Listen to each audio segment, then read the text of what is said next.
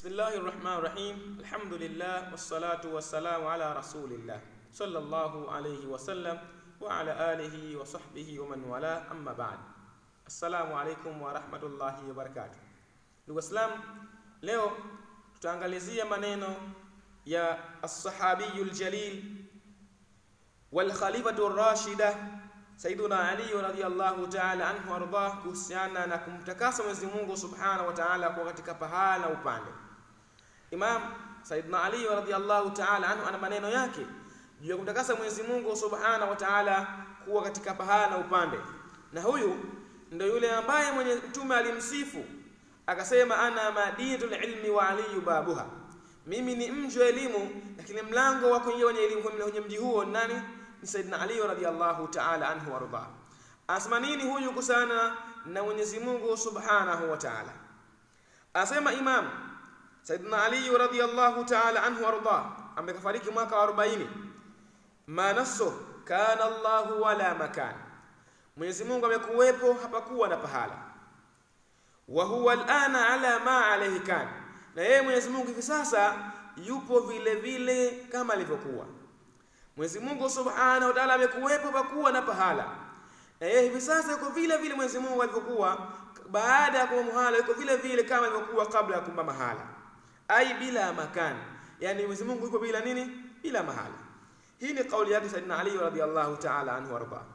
Lakini pia anasema vile vile Sayyidina Ali radhiyallahu ta'ala anhu, inna Allah ta'ala khalaqa al-arsha, Mwenyezi Mungu mtukufu ameiumba arshi, idhharan liqudratihi, Mwenyezi Mungu arshi kudhihirisha uwezo wake Mwenyezi Mungu Subhanahu wa Ta'ala, la makana li dhati, si mahala pa kukaa dhati yake Mwenyezi Mungu Subhanahu wa Ta'ala. Kumbe lengo la kuumba arshi basi ni idhharan liqudrati, ni kudhihirisha uwezo wake Mwenyezi Mungu Subhanahu wa Ta'ala.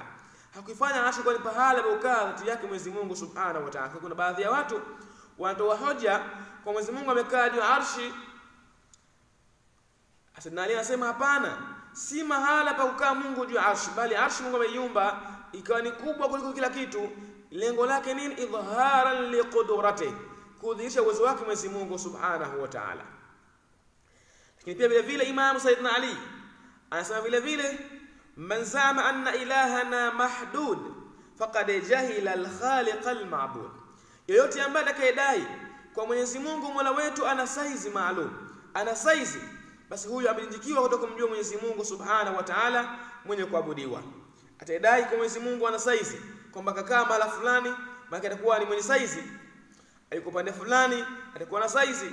Kwa hiyo atakayedai hilo, Sayyidina Ali anasema faqad jahila al-khaliq al-ma'bud, huyo ameindikiwa kutoka kumjua Mwenyezi Mungu wa haki mwenye kuabudiwa Mwenyezi Mungu Subhanahu wa Ta'ala. Lakini pia vile vile ukiangalia maneno ya al-Imam at-Tabi'i al-Jalil, al-Imam Zainul Abidin Ali ibn Husayn ibn Ali, ambaye ni mjukuu Sayyidina Ali radhiyallahu ta'ala anhu warda, amefariki mwaka 94. Anasema manasso anta Allah, wewe ni Mwenyezi Mungu, alladhi ambaye la yahawika makan, sehemu haikukuzunguka. Asema wewe ni Mwenyezi Mungu ambaye sehemu haikukuzunguka Mwenyezi Mungu Subhanahu wa Ta'ala. وقال ايضا انت الله الذي لا تحد فتكون محدودا, wewe ni Mwenyezi Mungu ambaye hukutiwa saizi fatakuna mahduda, kwa mwenye saizi. Maana Mwenyezi Mungu Subhanahu wa Ta'ala hana saizi, na chenye saizi inakuwa katika pahala, na Mwenyezi Mungu Subhanahu wa Ta'ala hana pahala, idhan fala hadda lahu subhana, yeye Mwenyezi Mungu atakuwa hana saizi Mwenyezi Mungu Subhanahu wa Ta'ala. Hii ni itikadi ya salafu salih, hii ni itikadi ya Waislamu kwa Mwenyezi Mungu Subhanahu wa Ta'ala yupo bila mahala la upande. Tukimalizia kauli nyingine ya al-Imam Ja'far as-Sadiq radhiyallahu ta'ala anhu arda, ambaye ni Muhammad al-Baqir ibn Zain al-Abidin Ali ibn al-Husayn radhiyallahu ridwanullahi alayhi, ambaye huyo kafariki mwaka wa 148.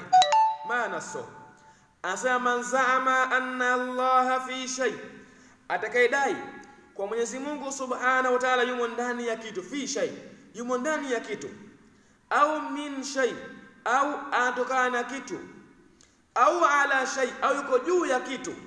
Mtu akadai kwa Mwenyezi Mungu juu ya kitu, kama alivyodai Mungu yuko juu ya arshi, wal iyad billahi ta'ala bihadha. Kwa anasema atakayedai iko juu ya kitu faqad ashrak, aidai Mungu ndani ya kitu kama anasema yuko mbinguni, au anadai kwamba Mungu anatoka na kitu au yuko juu ya kitu, wote hawa wanasema nini? Faqad ashrak, huyo itakuwaje? Ameshirikisha.